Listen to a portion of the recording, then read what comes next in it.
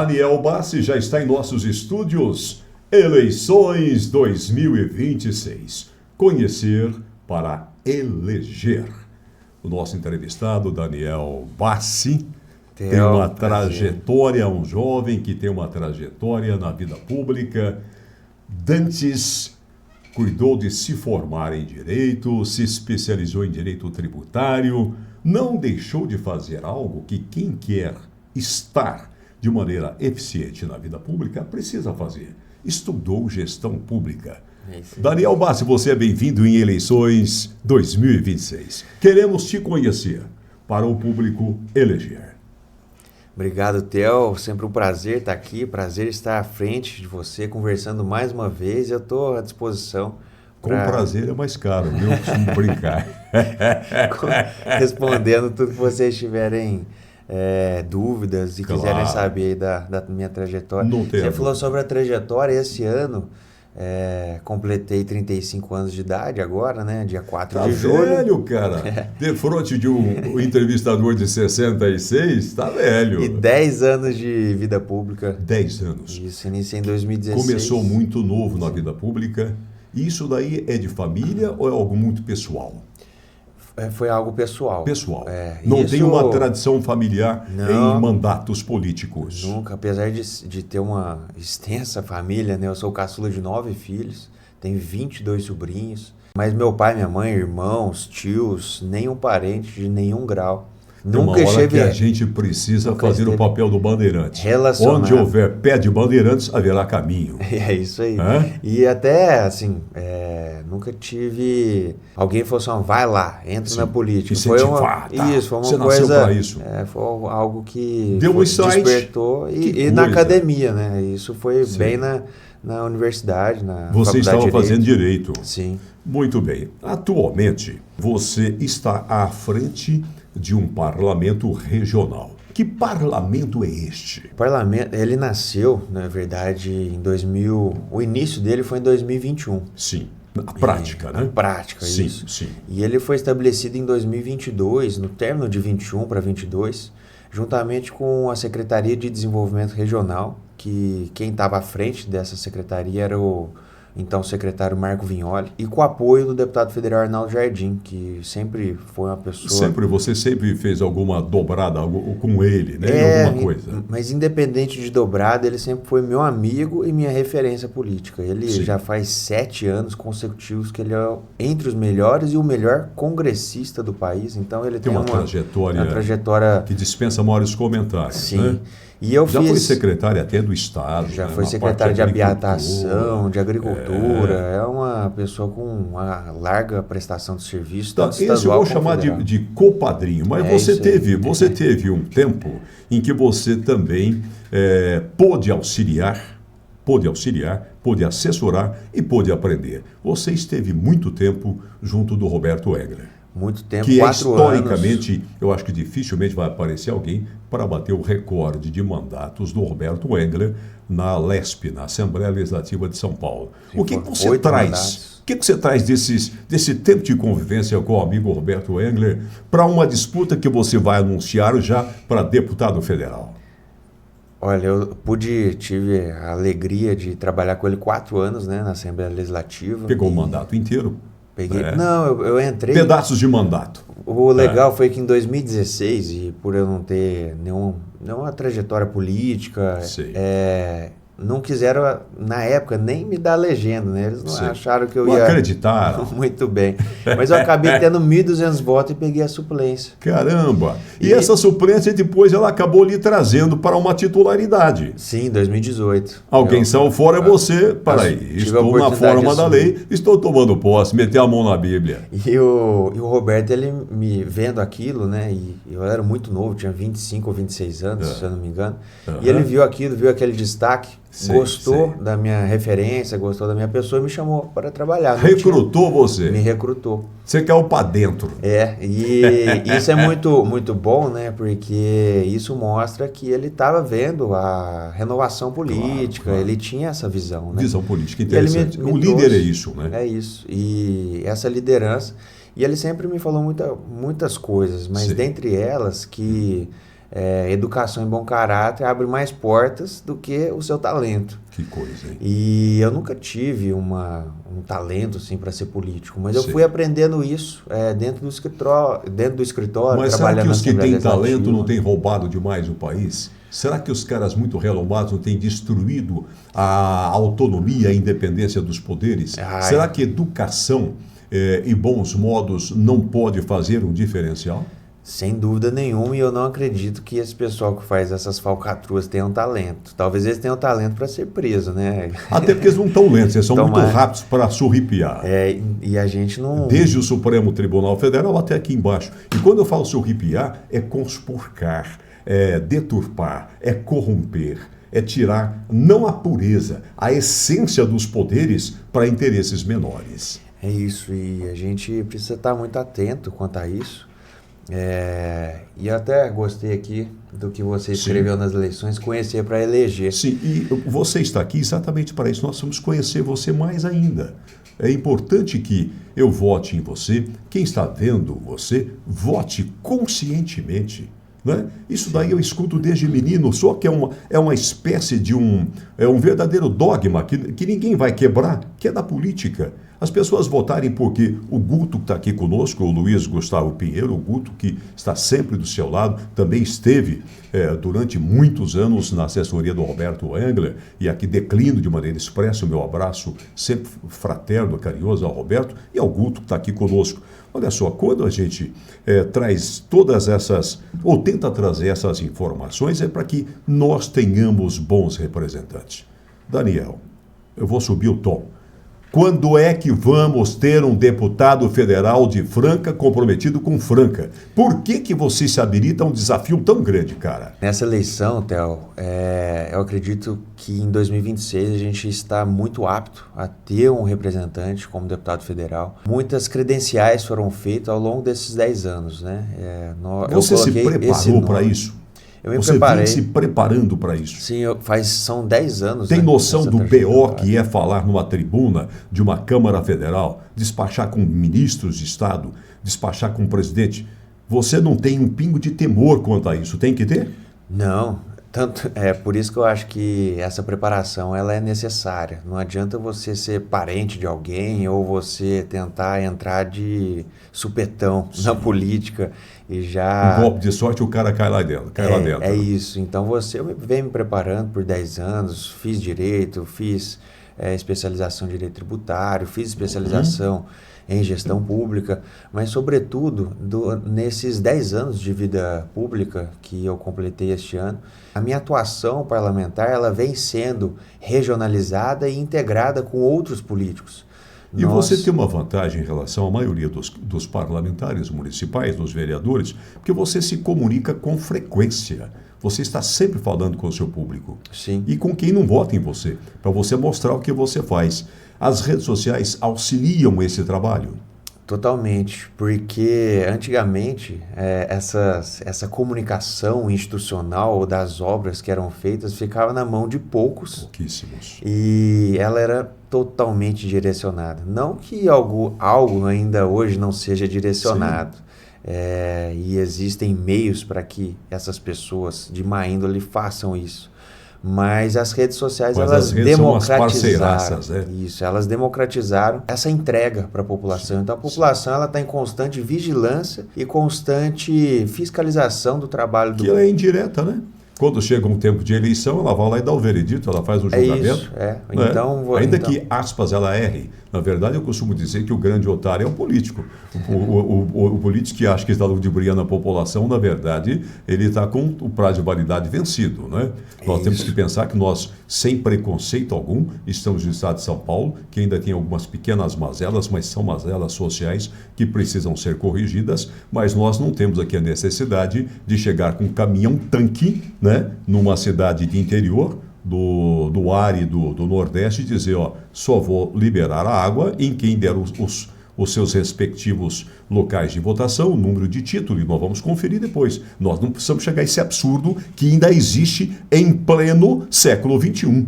Com a pré-eleição, né, a gente está com uma pré-campanha e dia 26, até inclusive dia 26 de julho, vai ter as convenções do PSD e se o nosso nome for escolhido pelo partido, a gente vai entrar nessa eleição.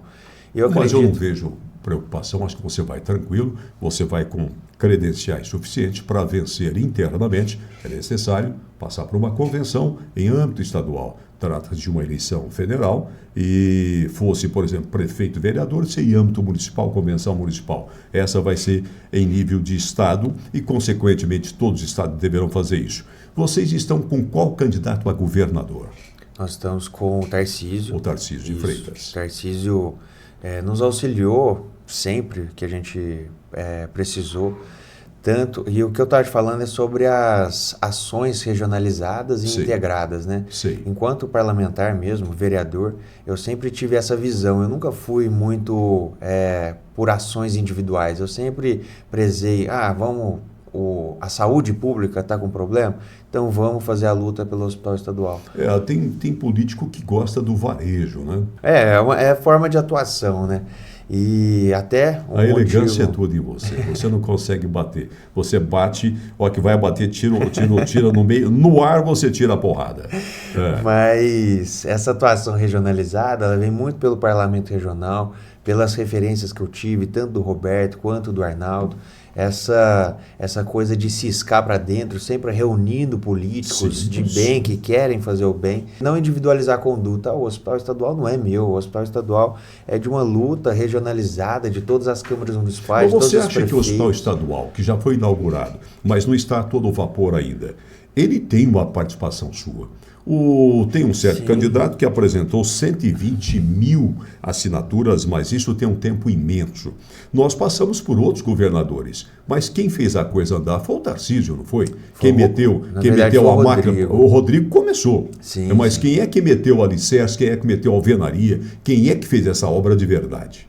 Foi o Rodrigo e o Tarcísio, né? A gente não pode tirar o mérito do Rodrigo. O Rodrigo, ele criou uma situação que era irreversível, não foi? Quer dizer, irreversível. Eu vou começar, tem que terminar. Porque o aí que aconteceu... Aí tem mérito, não tem? E sobre o referente candidato, eu costumo falar que às vezes a luta do hospital agora, de 2020, 2021, talvez ela tenha se iniciado por uma coisa que ele falou lá atrás. Sim. Ele não conseguiu, mas talvez ele contribuiu com o nosso trabalho aqui de hoje.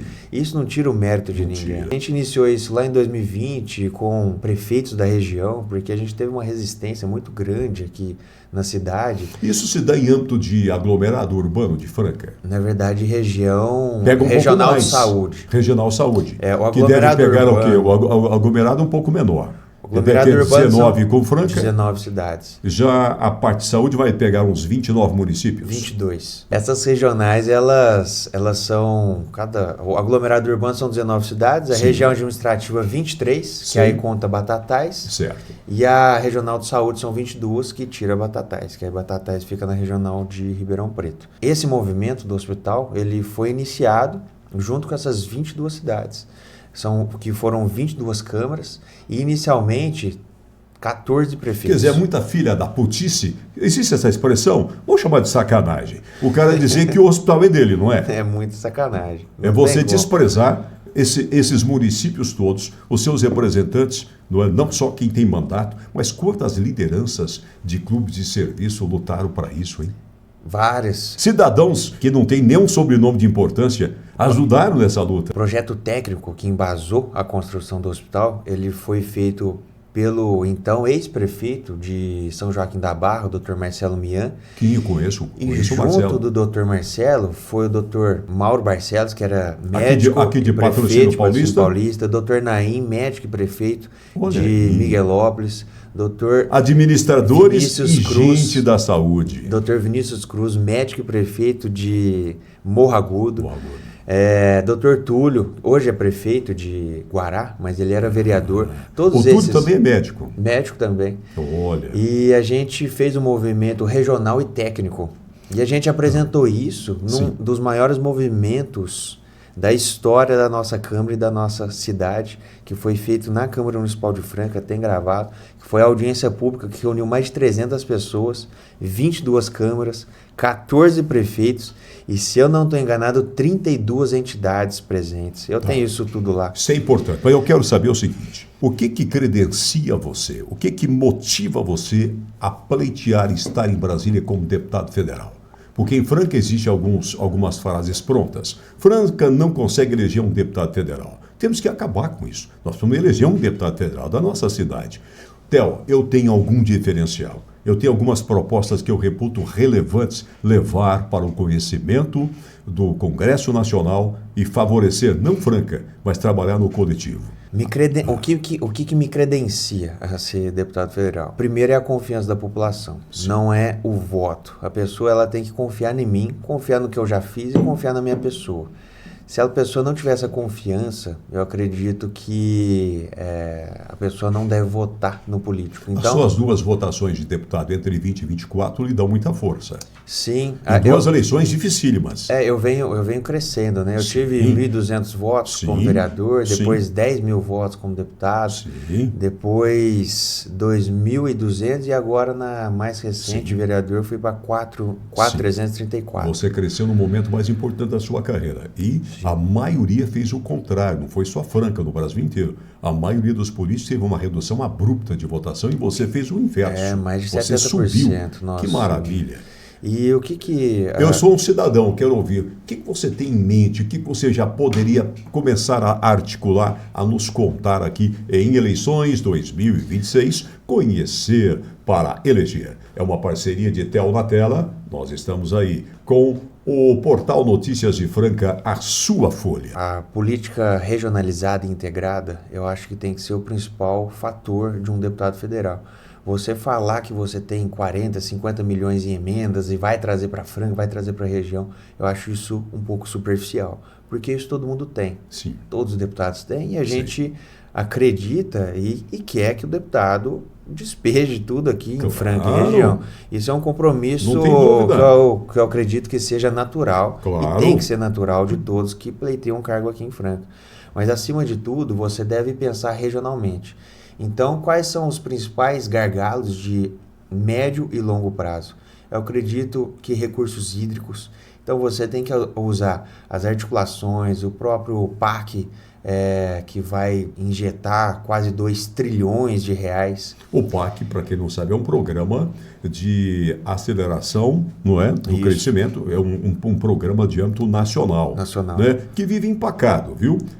O deputado federal precisa cobrar isso, porque se nós pegarmos esse PAC que está aí, ele está empacado. Ele nada mais é do que uma remontagem dos outros dois anteriores, deve estar no terceiro ou quarto PAC. Teve até uma articulação do vereador, e até dou os parabéns para ele, Gilson Pelizaro, que trouxe a Policlínica, se não me engano, 22 milhões desse novo PAC. Não tem dúvida. Então, essas articulações... Esse papel do Gilson Pelizaro é importante reconhecer. E essas articulações regionalizadas devem acontecer. Então, voltando para os principais pontos na questão do recurso hídrico, você vê problema de abastecimento a médio prazo, se não atuarem de maneira mais firme, contundente? Totalmente. Preocupante, não é? É preocupante por conta das mudanças climáticas. Agora nós vamos ter... Nós estamos pensando em parte do Rio Grande, estamos pensando no Rio Pardo, estamos pensando no Sapucaí, estamos pensando aqui no Canoas, estamos pensando em alguns menores cursos d'água que nós temos aqui no nosso Cristais entorno. Paulistas, não é? Meu Deus do céu. Tem muitos problemas. Então isso envolve milhões. Não é projetinho de se fazer, com todo respeito, comprar uma ambulância, não que eu não tenha que não comprar, fazer, por exemplo, uma creche e entregar o prédio para o cara administrar. Você só entrega o prédio. É muito maior, né? O buraco é muito mais em cima. E essas atuações em recurso hídrico, em mobilidade urbana, em segurança pública regionalizada, em saúde integrada, entre postos da nossa região, você investir em segurança, em saúde básica, para não estourar um negócio lá na frente, seja em especialidades médicas. Quem não tem prevenção vai ter que remendar. Então você precisa pensar isso de forma regionalizada. Eu queria fazer um corte aqui importante em eleições 2026, conhecer para eleger. como nós não podemos deixar de fazer uma pergunta da população, quando você acha que o Hospital Estadual vai funcionar a pleno vapor? Tem um cronograma. Porque você tem aí informações privilegiadas que você acompanha isso há mais de 4 anos. Olha, o que acontece? O Hospital Estadual foi feito e existe 221 novos leitos que serão injetados na nossa região. Sim. Vai dobrar a capacidade de leitos da nossa região, praticamente. Nós vamos para 400 mais ou menos? Não, hoje em dia são 300 na nossa região. Vai aumentar aí o que? Uns quase 50%. Isso. Certo. Um pouco mais. E são 220 milhões anuais de custeio. Olha só. Mas a implementação do Hospital Estadual, ele está sendo gradativo. Agora está trabalhando em torno de 30 leitos, entre Sim. UTIs e Sim. demais leitos. Sim. Até o final do ano de 2026 serão 105 novos leitos. Já estaremos atingindo aí praticamente o quê? 50% do hospital. Quase 50% do hospital. Isso. E até o final de 2027 a gente pretende atingir 220 novos leitos. Isso vai ser gradativo, porque o que acontece? São quase 1.500 funcionários diretos e indiretos. Funciona diuturnamente, quer dizer, não se põe chave em porta. A capacitação desse pessoal demora muito, então ela tem que ser gradativa, não pode ser atropelada. E saúde a gente não dá para brincar, não tem improviso. Tá. Então, precisa ter essa paciência. O hospital ele vai estar com quase 50% até o final de 2026 e a sua totalidade até o final o ano que vem, de 2027.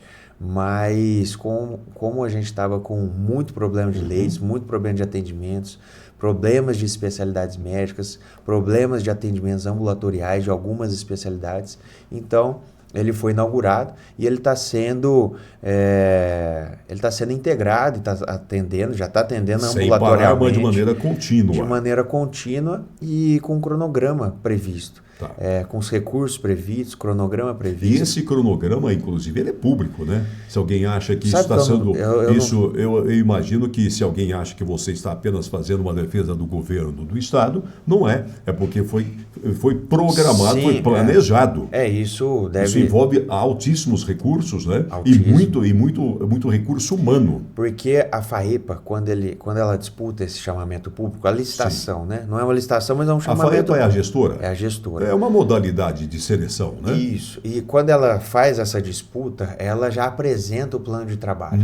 Então, esse plano de trabalho ele é público. Seria muito importante, independentemente da sua campanha a deputado federal pelo PSD, seria muito importante trazer esse cronograma público, sim, sabe, Guto? Até para acalmar a população, para as pessoas não usarem de desinformações para desestabilizarem o que já não está fácil.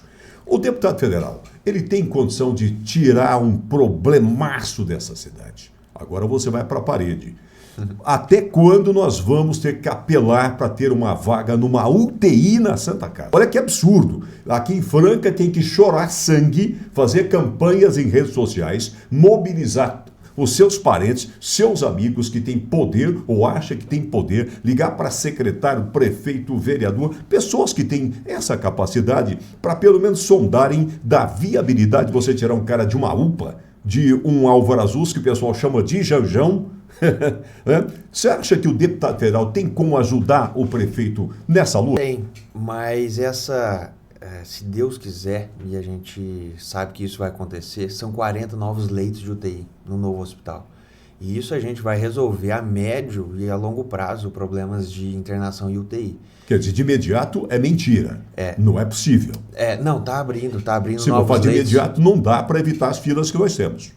É preciso entender essa realidade. Não, na verdade, o que acontecia? Antes do hospital, a gente ficava em torno de 50, 60 pessoas esperando leito. Isso é público, viu? Se você entrar no site da Santa Casa, lá tem disponível no portal, sim, quantas pessoas estão na fila. Você sabia disso? E isso está sendo, gradativamente, está sendo minimizado, reduzido. Por conta do hospital estadual. Sim. Então, está sendo abertos novos leitos, está sendo abertos novos leitos de UTI, serão 40 de UTI, serão 20 novos leitos de psiquiatria, adulto e infantil. Então, o hospital veio para resolver esse problema. Sim. E como deputado federal, o que a gente pode fazer é manter, na medida do possível, essas estruturas já prontas, com Sim. emendas, através de Dar a emendas. funcionalidade que elas precisam, a eficiência que se espera. Sim, porque embora eu até conversando com o administrador, chama o Dr. Danilo, lá da FAEPO, existem várias coisas que não está previsto no plano de trabalho, e eles vão precisar de recursos para isso.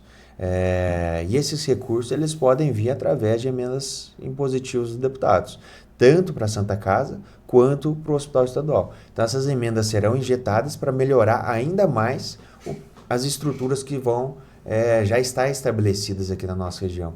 E esses problemas, tanto de UTI quanto de leitos, eles serão resolvidos a curto prazo.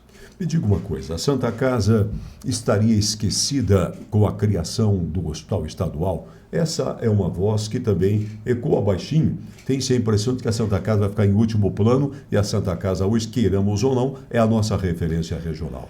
E você conhece essa luta da Santa Casa, não é uma luta também de uma classe, não é uma luta de um médico, de um diretor. A Santa Casa poderá contar com você como deputado federal, Daniel Bassi? Poderá contar, como já contou em várias outras oportunidades. Enquanto eu estive como vereador, eu consegui recursos. Estive, porque eu falo do mandato passado, né? Consegui recursos para a Santa Casa. E eu acredito que ela não será esquecida, viu, Theo? Isso é uma coisa que a gente precisa deixar muito claro, porque o financiamento da Santa Casa, como o financiamento do Hospital Estadual, eles são da Secretaria de Saúde, mas eles são de pastas em nível de Estado. E são de pastas diferentes? São de subpastas diferentes, porque o Hospital Estadual ele é contratual, ele está previsto na Lei de Diretrizes Orçamentárias do Estado. Está na LDO. Agora, o financiamento da Santa Casa é através de financiamento de filantrópicas e por contratos. Então, o Estado vai lá e contrata tantos leitos, tantos procedimentos. E esse financiamento não quer dizer que... A Santa Casa é uma prestadora de serviço para o Estado. É isso. Então, não quer dizer que vai... É menos que uma delegatária. Que dentro do orçamento, um não tira o dinheiro do outro. Claro. Um não compete com o outro. São verbas distintas para finalidades altamente distintas, que é o campo da saúde. E a Santa Casa ela faz um trabalho necessário, importantíssimo e essencial. Essa é a palavra, essencial. A Santa Casa não pode ser esquecida de maneira alguma, seja quem for o eleito. Seja quem for. A saúde é o grande problema em nível de Brasil. Isso. Qualquer pesquisa saúde traz e isso. Segurança, né? Não, aí a segurança, nas eleições passadas, ela vinha praticamente na cabeceira. Mas hoje é cabeça a cabeça. Saúde e segurança pública. Mata-se, estupra-se, assalta-se, fazem o diabo com o ser humano. E aí o presidente da República tem a infelicidade de dizer, numa questão internacional, que os nossos criminosos, não são meus, pelo amor de Deus, os nossos criminosos nós cuidamos. Se cuidar dos nossos criminosos é o que o sistema penal brasileiro está reservando para a sociedade, não adianta ter deputado federal e nem senador. Não dá para mudar essas leis, porque tem que ser arrochado. Eu acho que você não precisa ser um exagero de um Bukele. Mas o Bukele é uma referência hoje no mundo. Ali há exageros. É o Salvador, não é? É o Salvador, mas é uma referência. Hoje o sujeito tem 95% de aprovação. É claro que eu acho que ele arrochou demais, mas é preciso ter alguma atitude. E nós queremos ver em você, apesar de ser uma pessoa ponderada, extremamente sensata, nós gostaríamos de ver em você, Daniel Bassi, uma voz que pudesse levar a família em termos de opinião, de sentimento.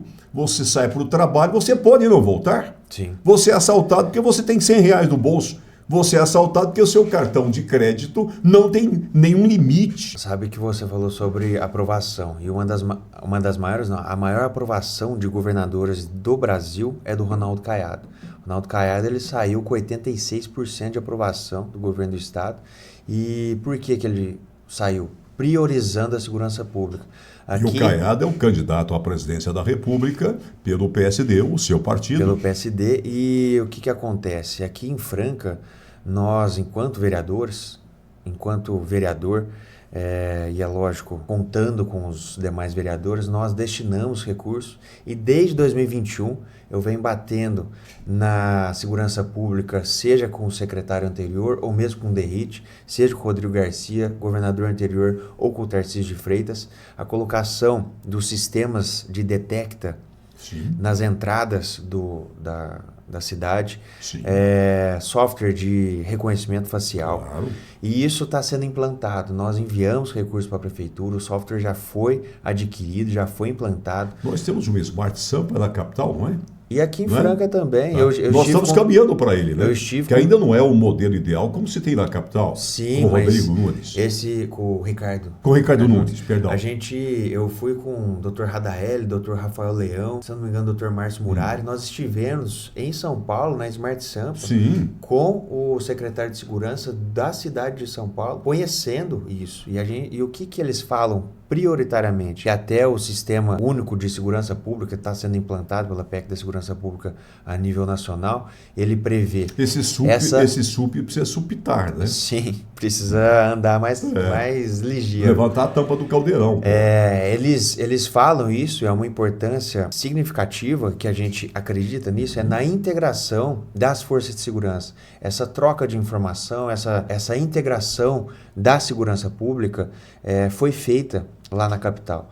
E a gente tentou trazer isso aqui, esse modelo. De um cara que não paga a pensão alimentícia a um assassino em série, vêm sendo identificados, principalmente na capital e algumas cidades do interior que avançaram muito. Eu me lembro que Bragança Paulista, ela tinha no começo de 2000, 2005, 2006, uma série de bairros com vizinhança solidária. Quem precisa ser parceiro do vizinhança solidária é o município, e não o contrário. Sim. Vocês veem o que é a noção de coletividade, não é? E você não crê que precisa mexer no sistema penal brasileiro, em termos de legislação? Totalmente.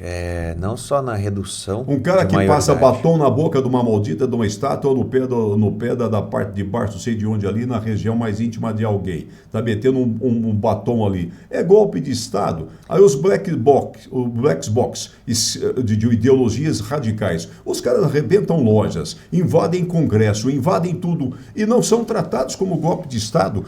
Não é preciso que a legislação seja mais clara? A gente tem que defender em todos os setores. Não Sim. só no setor penal, mas como industrial, trabalhista, previdenciário. Todos os setores, Theo, a gente precisa de previsibilidade e segurança jurídica. Sim. A segurança O jurídica... sistema legislativo ele está muito superado, né? Tá superado Eu e acho que ele está vivendo uma fase de estafa. As né? bases da nossa democracia, elas estão se confundindo.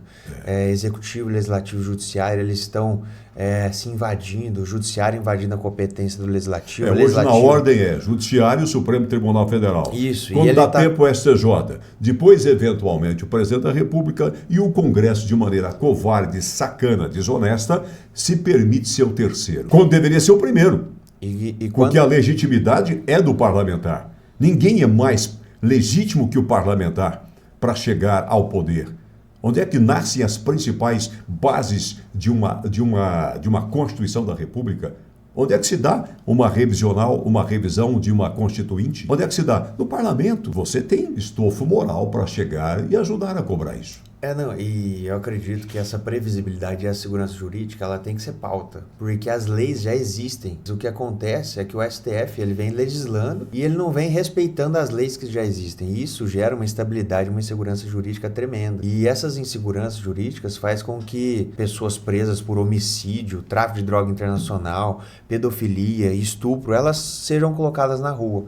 Então a gente precisa de um arcabouço jurídico mais previsível. Ele precisa ter essa segurança, ele precisa passar essa segurança. Mas isso começa pelo STF. Sim. O STF tem que saber o lugar deles de julgar e não legislar. Mas você não pensa que o Congresso Nacional é a única força que pode realinhar, trazer de volta o carro para os trilhos? Você não acha que essa locomotiva saiu dos trilhos com o Supremo, não é? Tomando a dianteira como maquinista? Totalmente. Não tem outro poder. A sua formação jurídica vai ser muito importante para fazer ponderações nesse sentido. O que ponderação acontece? Jurídica não tem meio termo, ou é ou não é.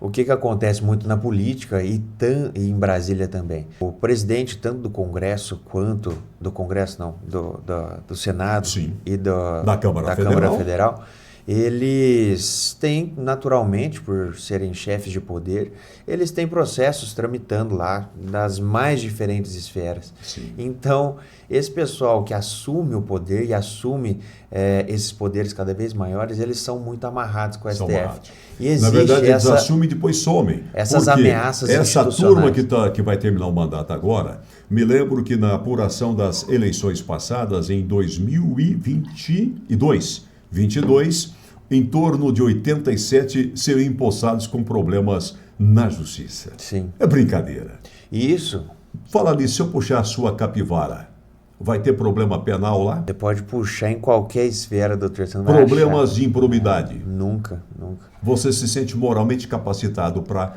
nos representar. Totalmente. E tanto que eu nunca tive um único processo, nem administrativo, penal, civil. O processo pode ter, eu quero ver o resultado do processo, Nunca teve. porque às vezes gratuitamente alguém nos provoca, Sim, é né? verdade. Mas o importante é provar que a gente é o que é. Mas Não é? pode pesquisar em qualquer esfera, em qualquer órgão que capacidade moral e ética eu me preparei por todos esses anos e a minha base familiar me trouxe até aqui por isso. A gente testemunha aquilo que a gente anuncia. E Tanto se a gente é que- anunciar aquilo que testemunha, aí fica uma coisa muito coerente que nós Eu dizíamos falo. numa conversa de bastidores. Coerência, né?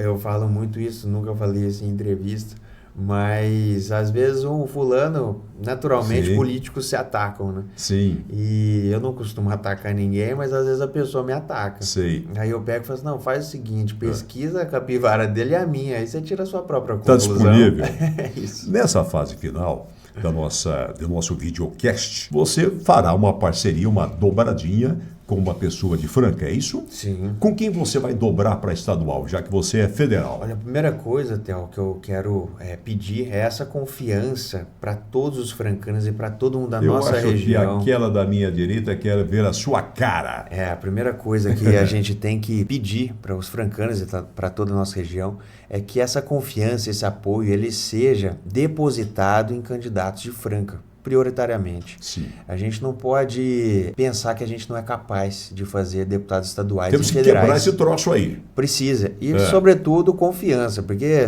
você vai votar só porque o cara é de Franca também. Também Por isso que você vê aqui para ser não dá conhecido. certo, Theo. É um outro nível de entrevista para que a pessoa seja conhecida. É isso. Então, a primeira coisa é confiar na pessoa e confiar por ser francano. Se a pessoa for francano e você passar essa confiança e ver essa capacidade técnica, política e moral, sobretudo, você deposita o voto naquela pessoa. E aí você está trazendo de estadual De estadual, eu trago a Flávia a Lancha. Flávia Lancha. E ela é uma né? pessoa muito bacana, capacitada e, sobretudo, confiável. Eu estou batendo muito na palavra confiança, porque Confiança. o eleitor, o cidadão francano, ele precisa ter essa confiança em quem ele está votando, em quem Confiança ele não está pode ser apoiando. simplesmente marca de baixelas, né? E você não vai votar na pessoa simplesmente por ele ser francano. Você tem que saber que aquela pessoa é capacitada e tem a capacidade de ocupar um cargo de deputado federal. Quer dizer, estadual. além de francano, ainda merece confiança. É isso. Aí é fecha isso, para é balanço. isso. Aí é super bom na área. A sua mensagem final, como esse pré-candidato, tenho certeza que agora no próximo dia 26 você terá uma candidatura homologada e eu tenho para mim que você também estará trabalhando firmemente na campanha do Ronaldo Caiado, como você bem ressaltou, a grande bandeira do Caiado é a segurança. Isso ele fez em Goiás, eu tenho parente que mora em Goiânia e eu sei que a aprovação dele permanece lá no alto. E sei também, claro, que você, por coerência, sempre esteve com o Rodrigo lá atrás e está com o Tarcísio e é por aí que você pretende trabalhar. É isso, chegando a Brasília. Eu costumo falar, Theo, que essa caminhada na vida pública durante esses 10 anos, a gente sempre galga espaços maiores para Sim. fazer coisas maiores, né? Claro. E a gente faz isso pela nossa população mesmo. Sim. E eu coloco meu nome à disposição como deputado federal para a nossa cidade, toda a nossa região, mas sabendo e tendo a consciência que eu estou em construção na vida pública.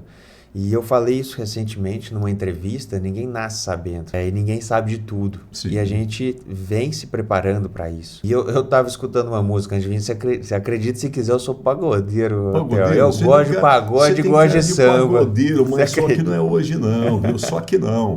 Você estava discutindo na verdade, um eu gosto de vários tipos de Mas de tiver música. ali Uma roda de samba, eu gosto. Pandeirinho, um cavaquinho. E eu tava escutando, até era o Péricles que tava cantando, Sei. e ele tava cantando, eu vim de lá, pequenininho, alguém me avisou para pisar nesse chão devagarinho. Devagarinho. Então, eu venho fazendo isso ao longo do tempo, eu venho me capacitando. E essa confiança, ela é natural. Eu não quero impor isso para que as pessoas votem em mim.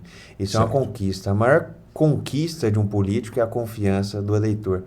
E eu tento fazer isso continuamente, diariamente, com os trabalhos que a gente vem fazendo, com as entregas, sobretudo.